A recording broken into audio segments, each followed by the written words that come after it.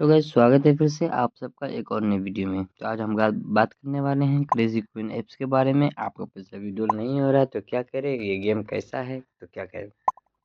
Simply हम आपको बताते हैं, अगर आप अवेटर खेलते हैं तो इस अवेटर में अभी कुछ प्रॉब्लम चल रहा है, इसका सर्वे अभी डाउन चल रहा है। जैसे ही आप खेलिएगा तो अगर आप 10 कितने रुपये लगाइएगा तो ये आपको स्टेजी टाइम आउट बता देगा।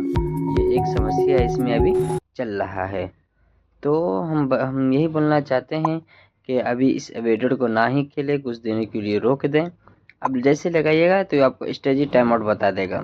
तो ये एक प्रॉब्लम इसमें अभी चल रहा है। तो आगे बात करते हैं। अगर आप इसमें पैसा ऐड करते हैं, अगर आपका पैसा इसमें फंस जा रहा है तो क्या करें। तो आपको सिंपली कुछ नहीं करना, थ्री डॉट पे क्लिक करना है और डिपॉजिट रिकॉर्ड पे क्लिक करना है।